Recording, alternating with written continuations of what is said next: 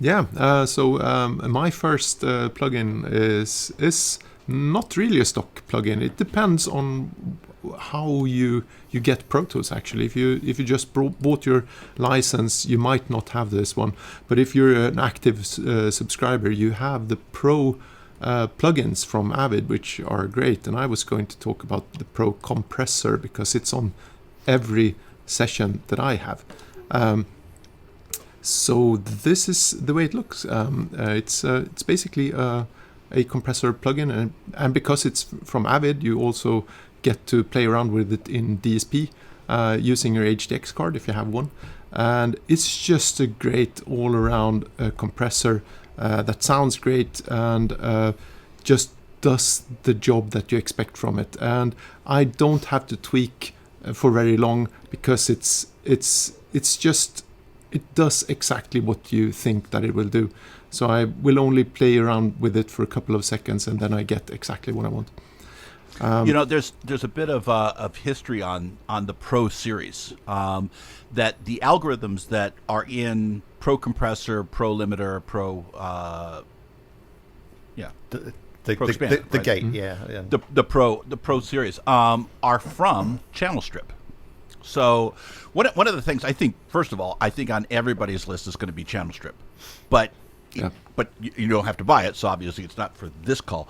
But the Channel Strip plugin was going to be, there was a fairly enthusiastic discussion back in the day about whether or not it would be included for free in Pro Tools or be sold as an extra, because it's just so good, it's so useful.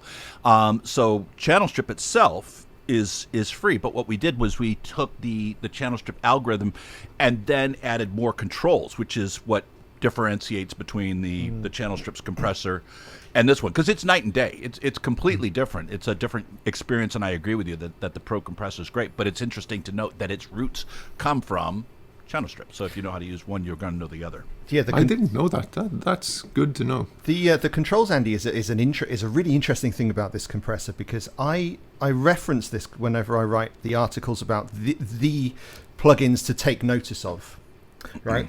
And the fact that it is so controllable makes it one of the perfect compressors to learn about compression, but also because it sounds so good as well. It's it's the most ideal beginner compressor as well.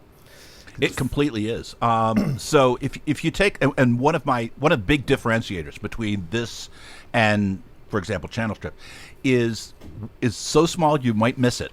But one of the things that to me makes the difference between somebody who knows really how to use compressors and limiters and somebody who just knows how to load presets is to know the attack and release times, right? To understand, the implications of not just your ratio and your threshold, but understand how to really make those timings work for you, and that's attack and release. But with other compressors, it's hard to kind of envision that. It's really hard to teach it. But there's a cool little button on this, Anders, and you know which one I'm talking about. Yeah, it's this one here, right here, right? Right there at the top, and basically, I'm putting you on the spot, Anders, but maybe you can show it. But what happens is when you click that speaker icon, what you'll hear out of your speakers is not what's being compressed. It's it's not the normal output.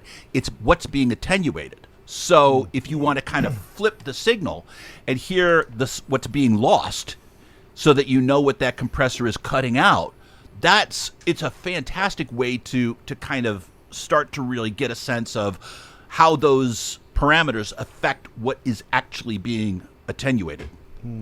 Okay, so if I play some signal here, this is just a little kick here, right?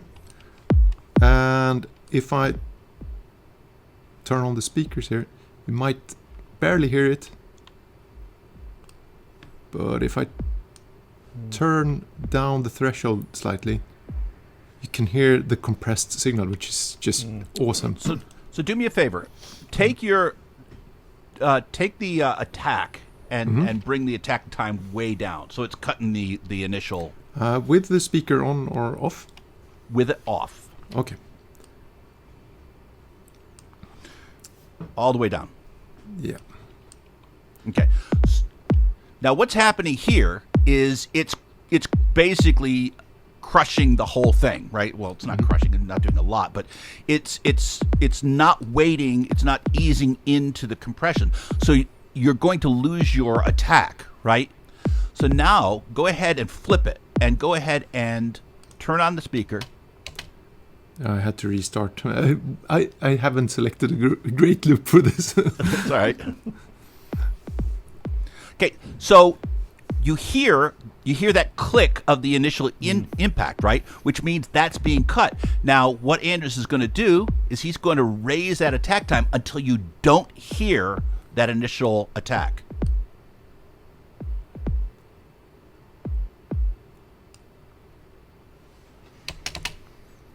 I think this is about right, but it's a very fast playing kick, so I might have to play with the release here, right? That's a really nice way of honing in on exactly getting just the right there you go. attack time. So you're not hearing that clicky sound, right? Which means that click is getting out, right? It's going once I turn that speaker off. Yeah.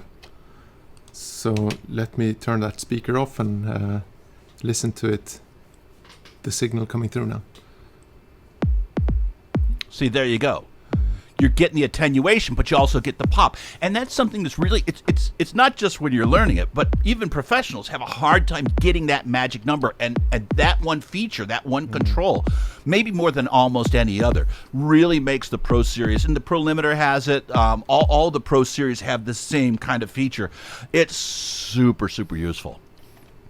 Great plugin. I highly recommend it. You know, I'm sitting here looking at this thing and thinking there's so much we can talk about just this one compressor. The parallel compression on it is fantastic. The flexibility with the knee control and the side chaining.